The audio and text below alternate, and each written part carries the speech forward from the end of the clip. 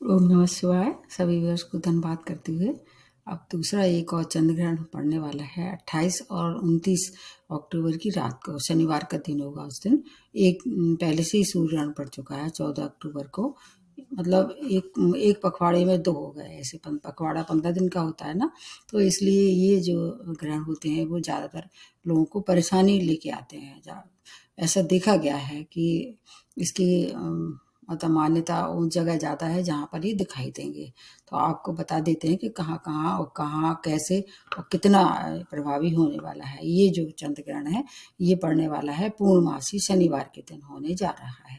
मेष राशि और अश्विनी नक्षत्र में ये खंड ग्रास होगा और ये सब जगह दृश्य नहीं होगा। केवल भारतवर्ष में तो दिखाई देगा ये देगा, अन्य देशों में भी उतना ज़्यादा दिखाई नहीं देगा। ये लगभग क्या रहेगा, मध्य रात्रि के मतलब 1:05 से प्रारंभ होके और ये 2:24 तक ही रहेगा। लगभग 1 घंटा और कुछ मिनट यहाँ रहेगा। हालांकि इसकी मोक्ष की जो पूरा जो होगा वो लगभग 4:05 रात के, मतलब 28 तारीख की रात को शुरू होके और 29 को ये पूरी तरह से समाप्ति की ओर जाएगा। अश्विनी नक्षत्र मतलब इस समय जो केतु का नक्षत्र है और मेष राशि जो है मंगल की राशि है। इस समय अगर मेष राशि के हिसाब से देखें तो उसमें बहुत से ग्रह की युति होगी। जैसे राहु तो है ही है, चंद्रमा भी होगा, मंगल भी होंगे। तो मेष राशि में बहुत से ग्रह इस समय होंगे। तो वो सब ग्रह जो वहाँ हैं उनका भी थोड़ा सा आपके जीवन को प्रभावित करने वाला है। शनि की एक दृष्टि भी जो है वो तीसरी दृष्टि मेष राशि में पड़ रही है, इसलिए थोड़ा बहुत शनि का भी प्रभाव होगा। यह साल का अंतिम ग्रहण है और अगले साल जो ग्रहण पड़ेगी उसके लिए मैं दोबारा बताऊंगी। मध्य रात्रि से ये प्रारंभ हो जाएगा और जहाँ जहाँ ये मतलब इसका दृश्य दिखाई देगा वहाँ इसका सूतक काल होगा। तो भारतवर्ष में तो ये दिखाई देगा, इसलिए लगभग 8-10 घंटे के पहले ये सूतक हो जाएगा। तो 28 तारीख की मान के चलिए कि 28 तारीख की 11 बजे से इसका सूतक हो जाएगा दिन के। और फिर आपको उस दौरान कोई नए कार्य की शुरुआत नहीं करना है, कोई शुभ कार्य नहीं करना है, विशेष सावधानी रखना है। और ऐसी महिलाएं जो कि गर्भवती हैं उनको थोड़ा ज़्यादा सावधानी रखनी चाहिए, क्योंकि उस दौरान जो है नेगेटिविटी ज़्यादा हो जाती है वातावरण में। आप चंद्रमा के लिए ऐसा मानते हैं कि हमारे चारों तरफ 70% जो है वो पानी रहता है और हमारे शरीर में भी 70% वाटर एलिमेंट रहता है। तो इसका प्रभाव इसलिए ज़्यादा देखा जाता है क्योंकि मन जो है वो सीधा आपके शरीर से जुड़ा हुआ, मन और शरीर कोई अलग नहीं है। अगर मन और आका कहीं से भी पहले परेशान होता है, शरीर भी परेशान होता है। तो इसलिए मन को सबसे ज़्यादा प्रताड़ित करते हैं जो चंद्र ग्रहण होते हैं, और जो सूर्य ग्रहण होते हैं वो फिजिकली भी ज़्यादा आपको परेशान कर सकते हैं। तो इस तरह आपको लगभग 1 महीने तक मन से और शरीर से दोनों से स्वस्थ रहना है। इसमें कोई बड़ी भारी बात नहीं है। अगर आप नियम से संयम से चलते हैं और अगर पूजा पाठ करते हैं इस दौरान, ग्रहण के दौरान, तो आपकी रक्षा भी करने के लिए बहुत सारे ग्रह इसमें उपस्थित होने वाले हैं। आपको ज़्यादा परेशान नहीं होना है, बस थोड़ा सा ध्यान रखना है किस चीज़ों का। जैसे अगर वो समय जो है मैंने बताया रात का समय होगा, लेकिन इसका प्रभाव जो है मतलब लगभग 8 बजे रात से प्रारंभ हो जाएगा भारतवर्ष में। इसके अतिरिक्त कहाँ और दिखाई देगा उसको मैं बता देती हूँ। जैसे मैं बता रही हूँ आपको कहाँ कहाँ, जैसे ये ऑस्ट्रेलिया में, यूरोप में, आपके उत्तरी और दक्षिणी अमेरिका में दिखाई देगा, अफ्रीका में, एशिया में, हिंद महासागर, प्रशांत महासागर आदि जगह ये दिखाई देगा। तो उसमें जितना जितना जिस जिस देश में दिखाई देगा उसका उस तरह से प्रभाव होगा। ये मतलब एक तरह से देखा जाए तो खंड ग्रास है और खगोलीय घटना भी कह सकते हैं इसको। इसके वीडियो मैंने बहुत दिन पहले बहुत सारे वीडियो अपलोड किए हैं, इसमें ज़्यादा नहीं बताते हैं। जब तीनों चंद्रमा, सूर्य और पृथ्वी एक ही उसमें अक्ष में आ जाते हैं तो फिर ये ग्रहण पड़ते हैं। अगर एस्ट्रोलॉजिकली देखा जाए तो राहु जो है वो ग्रसित कर लेता है सूर्य को और चंद्रमा को अपनी अपनी जगह, तब ये ग्रहण पड़ते हैं। इस समय ये जो राहु है वो चंद्रमा को ग्रसित करेगा, इसलिए चंद्र ग्रहण कह सकते हैं इसको। और ये जो हमारे मतलब खास तौर से हिंदू धर्म में इसकी मान्यता ज़्यादा है। और अगर से साइंटिफिक दृष्टि से देखा जाए तो इसकी जो रेज होती हैं वो हमें हानि पहुंचाती हैं।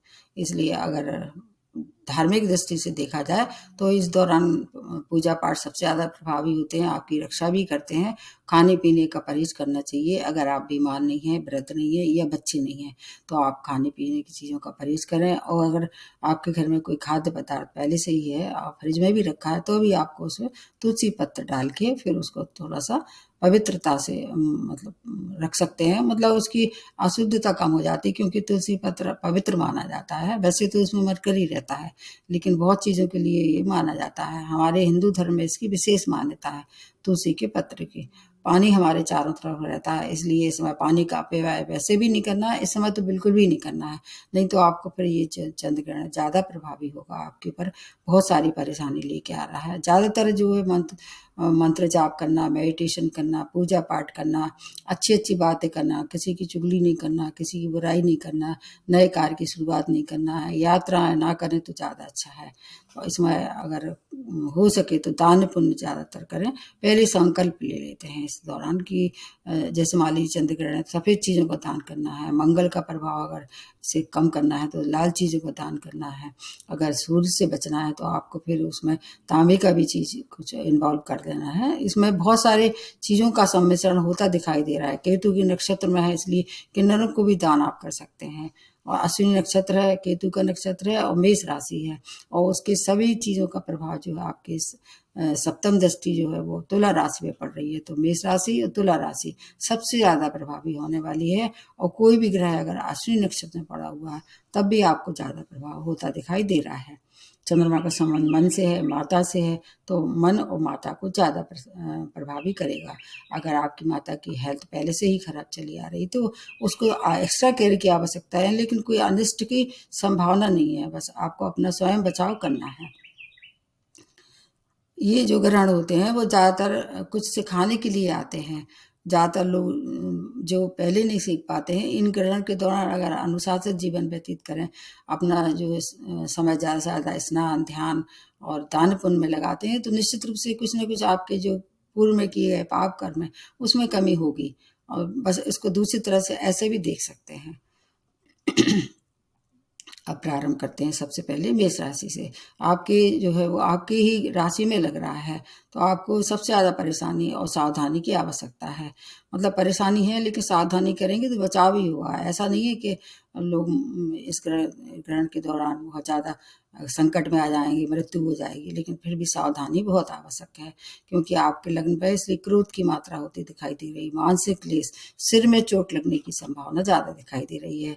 एक दृष्टि सप्तम भाव पे पड़ रही है, तो नया व्यापार न करें। अगर वैवाहिक की प्रपोजल आ भी रहती तो उसमें आपको कुछ समय के लिए टाल दें। वैवाहिक जीवन में पहले से अगर कहीं कटुता थी तो उसको तूल ना दें, उसको कुछ समय के लिए जैसा चल रहा है उसको वैसा ही चलने दें। किसी से भी वाद विवाद ना करें। मानसिक परेशानी से आप गुजर सकते हैं, इसलिए आप अपने खाने पीने की, अपनी हर दिनचर्या को अनुशासित रखते हैं, किसी पे क्रोध नहीं करते हैं। विशेष तौर से जीवन साथी की हेल्थ की भी केयर करनी होगी, फिर आप स्वयं अपनी रक्षा कर सकते हैं। हनुमान जी की शरण में सबसे ज़्यादा सर्वोपरि होगा। इसके अलावा आपको लाल दान भी करना चाहिए। उसके बाद नेक्स्ट जो बनती है वो है वृषभ राशि। आपके 12th भाव को ये ग्रहण पड़ने वाला है, जो कि किसका है, आपके व्यय का है, विदेशी यात्राओं का है, और इसके अलावा आपकी जेल यात्रा का भी है, और इसके साथ आपको अनिद्रा का भी है। मतलब अनिद्रा, जिसको कई लोगों को मैंने देखा है कि देर से नींद आती है या कई बार नहीं आती है, रात रात भर लोग जगते हैं। इस समय वो स्थिति ऐसी बन रही है कि आपको उसमें थोड़ा सा ज़्यादा वृद्धि होती दिखाई दे रही है। तो मानसिक क्लेश भी हो सकता है। परिवार में शांति बनाए रखें, कुछ भी हो जाए। आपकी एक दृष्टि कहाँ पड़ रही है, 6 भाव पे, तो रोग ऋण शत्रु से भी परेशानी हो सकती है। और किसी से भी वाद विवाद ना करें। कोई अगर इस समय कोर्ट केस में कहीं इन्वॉल्वमेंट था तो उसको कुछ समय के लिए टाल दें। आपके पक्ष में फैसला नहीं हो पाएगा।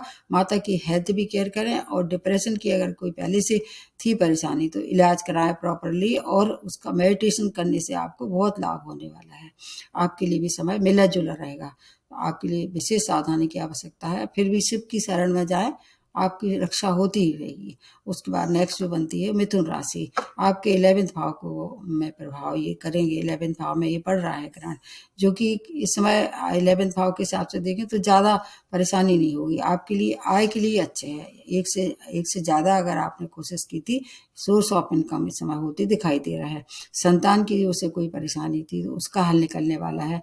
आप स्वयं अगर विद्यार्थी हैं तो आपकी शिक्षा में आए हुए व्यवधान दूर होने वाले हैं। आपके लिए जो ये ग्रहण है उतना खराब नहीं है, कुछ कुछ चीज़ों में उत्तम फलदायक है, लेकिन हेल्थ के लिए आपके लिए भी प्रभावी होगा। हेल्थ में अगर कोई पहले से परेशानी थी तो उस पर आपको विशेष सावधानी की आवश्यकता है। आपको नए संपर्क इस समय चाहें तो कर सकते हैं, उससे आपके भविष्य में काम में आने वाले हैं। इस समय तो कोई नए काम की शुरुआत कोई भी ना करे, आपके लिए समय फिर भी बहुत अच्छा है औरों की अपेक्षा। उसके अलावा नेक्स्ट जो बनती है वो कर्क राशि, आपके 10वें भाव को प्रभावित करेगा, और चूंकि आप चंद्रमा आपकी स्वामी राशि हैं तो आपको भी उतना ही ज़्यादा परेशानी हो सकती है। 10वें भाव से जुड़ के क्या देखते हैं, कैरियर देखते हैं आपका, और आपके जैसे अगर राजनीति भी है मान लीजिए तो पॉलिटिकली यहाँ से भी देख सकते हैं, लोकप्रियता जिसको कह सकते हैं। तो किसी से भी वाद विवाद ना करें। एक दृष्टि चौथे भाव में पड़ रही है, मानसिक क्लेश हो सकते हैं। व्यापार में विस्तार भूल के भी ना करें, किसी से भी वाद विवाद ना करें। समय आपके लिए समय थोड़ा सा क्रिटिकल हो सकता है। रोगों का भय पहले से अगर चले आ रहे थे उसका और भय बढ़ सकता है। आपको अनचाहा एक भय सताता रहेगा। भूमि वाहन का सौदा अगर आप करते हैं उसमें धोखा हो सकता है। माता की हेल्थ की केयर करना हो। मानसिक क्लेश से बचाव के लिए शिव की आराधना करते रहें, मेडिटेशन करें, और हो सके तो अपने आप को कुछ समय के लिए संयम से काम लें। आपकी परेशानी स्वयं दूर हो सकती है। किसी से भी क्रोध ना करें, और ऐसे लोग जो संवेदनशील ज़्यादा होते हैं तो भावुकता में कोई भी निर्णय ना लें। नेक्स्ट जो बनती है वो सिंह राशि, आपके 9वें भाव को प्रभावित करेगा ये ग्रहण, जो कि भाग्य का है, पिता का है, दूर की यात्राओं का है। तो आपके लिए कुछ चीज़ों में फायदा है, जैसे संतान के अगर संबंधी कोई व्यवधान आ रहे थे तो उसमें आपको दूर होंगे उनकी, लेकिन हेल्थ की केयर करनी होगी। यात्राएं ना करें, अगर करते हैं तो सावधानी रखें। पहले ही मैंने बताया, इस दौरान यात्राएं किसी को ना करें तो ज़्यादा अच्छा है, सभी लोगों के लिए है ये। दो आपके छोटे भाई बहनों से आपका हो सकता है मनमुटाव हो सकता है, या उनकी हेल्थ खराब हो सकती है, उनको मतलब आपकी वजह से उनको हानि हो सकती है। इसलिए उनसे मेल जोल रखें और आपस में संपर्क बना के रखें। पड़ोसी से झगड़ा ना करें। विशेष तौर से आपके लिए ये हिदायत दी जाती है, अपने आसपास जो रहने वाले हैं लोग उनसे झगड़ा ना करें, अगर हो सके उनसे व्यवहार प्रेममय रखें आपके लिए, क्योंकि भाग्य का थोड़ा सा कम साथ रहने वाला है। धर्म कर्म से जुड़ के चलते हैं तो फिर ये जो परेशानी है उनसे बचाव होता रहेगा, और सूर्य को अर्घ देते रहें, फिर आपकी जो समस्या है उसमें कुछ कुछ सुधार होगा, उनसे बचाव भी होगा। उसके बाद आ जाते हैं कन्या राशि, आपके 8वें भाव में ये ग्रहण लगने वाला है, जो कि अच्छा नहीं मानते हैं। शत्रु भय है, गुप्त चिंताएं आपको सता सकती हैं, अचानक धन की हानि हो सकती है, चोट चपेट दुर्घटना के शिकार हो सकते हैं। यात्राएं करते हैं तो उसमें सावधानी की आवश्यकता है, यदि हो सके तो यात्राएं ना करें। वाणी में कटुता के साथ साथ आपके संबंध जो है वो परिवार के साथ बिगड़ सकते हैं, उनसे आपको तालमेल बना के चलना चाहिए। संपत्ति का मामला अगर पहले से उलझा हुआ था, इस समय अगर आप उसको तुल देंगे तो और उलझ जाएगा, उसको एज इट इज छोड़ दिया जाए। धन आगमन होता हुआ दिखाई दे रहा है, लेकिन थोड़े से व्यवधान के साथ। धन के लिए ये समय ठीक ठाक है, आपके लिए समय मिक्स है। उसके बाद आ जाते हैं तुला राशि, 7वें भाव को ये प्रभावित करेगा, क्योंकि एक दृष्टि जो है वो 7वें भाव में पड़ रही है, और आपके लिए दोहरा होगा, मतलब एक तो दृष्टि का भी और आपका भाव को भी ग्रसित करने वाला है। जो किसका भाव है, आपके जीवन साथी का है, व्यापार का है। पार्टनरशिप में अगर व्यापार करते हैं तो आपके पार्टनर का भी है, तो ना तो आप जीवन साथी से ना अपने बिजनेस पार्टनर से किसी से भी क्रोध ना करें, और जीवन साथी की हेल्थ की ही केयर करें। अगर विवाह के संबंध इस समय आ रहे हैं तो इसको फाइनलाइज ना करें, कुछ समय के लिए उसको टाल दें। व्यापार में नए विस्तार की अभी अगर कोई बात चल रही थी तो इस समय कुछ समय के लिए उसको स्थगित कर दें। जीवन साथी से व्यवहार मधुर रखते हैं, कैरियर में वाद विवाद करने से बचाव करें। व्यापार में अगर कोई ऐसी सूचना आ रही थी पहले से कि आपको घाटा होने वाला है, तो अभी धैर्य का साथ दें। कुछ समय बस है तुला राशि के लिए, इस 4 नवंबर तक का समय है, क्योंकि उसके बाद फिर आप काफ़ी फ्री हो जाएंगे। जब शनि जो है वो मार्गी हो जाएंगे, तो धन का, मान का, सम्मान का आपको थोड़ा धैर्य रखना पड़ेगा, क्योंकि आपके लिए समय थोड़ा सा और राशियों की अपेक्षा ज़्यादा क्रिटिकल है। शिव की आराधना करते रहें, आपकी रक्षा होती रहेगी। और फिर भी अगर कोई परेशानी है तो आप मेडिटेशन करते हैं, पूजा पाठ करते हैं, तो ये जो प्रभाव उसमें कमी होगी, ख़त्म नहीं होगा, आपका बचाव होगा। उसके बाद नेक्स्ट जो बनती है वृश्चिक राशि, आपके 6वें भाव को ही ग्रसित करने वाला है ग्रहण। और 6वां भाव आपके किसका है? रोग, ऋण, शत्रु का है। तो इन सब चीज़ों से आपको निश्चित रूप से परेशानी हो सकती है। अगर कोई कंपटीशन फेस कर रहे थे, हो सकता है उसमें निराशा हाथ लगे, कोई इंटरव्यू वगैरह देना चाह रहे थे, इस समय टाल दें तो ज़्यादा अच्छा है। अगर नहीं टाल सकते हैं तो थोड़ा सा ईश्वर का नाम लेके चले जाएं। 50-50 चांस है उसमें। शत्रु आपको परेशान कर सकते हैं। अनचाहा स्थान परिवर्तन, ऐसी जगह जहां आप नहीं जाना चाह रहे थे वहां आपको भेजा जा सकता है, और आपको शत्रुओं से बचाव करना है। विदेशी कार्य में अगर कोई पहले से आपकी चल रही थी बात, तो वहाँ थोड़ी सी प्रगति होती दिखाई दे रही है, लेकिन व्यय भी उसमें ज़्यादा होगा। खर्च के वजह से आपको मानसिक क्लेश हो सकता है। आप पे वैसे भी ढैया चल रहा है, शनि एक दृष्टि जो है वो आपको परेशान कर सकती है, तो व्यय पे नियंत्रण कर सकें तो अच्छा है। अन्यथा धार्मिक कार्यों पे व्यय करते हैं तो आपका व्यय भी होगा और पुण्य भी मिलेगा, इसलिए आपके लिए समय मिला जुला है। धनु राशि, आपके 5th भाव को ग्रहण लगने वाला है। 5th भाव किसका है? संतान का है, शिक्षा का है, आपके पूर्व कर्मों का है।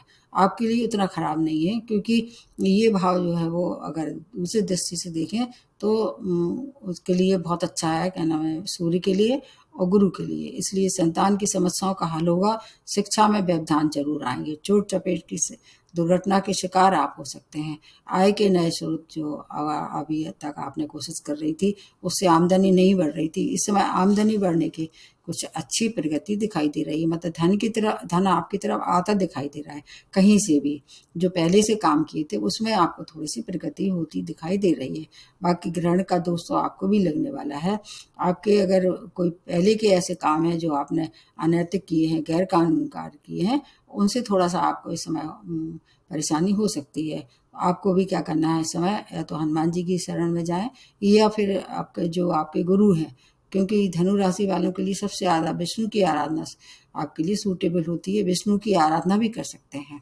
उसके बाद आ जाते हैं मकर राशि, आपके 4थे भाव में एक ग्रहण पड़ने वाला है, जो कि आपके माता का है, आपके भूमि वाहन का भी है, मानसिक क्लेश का भी है।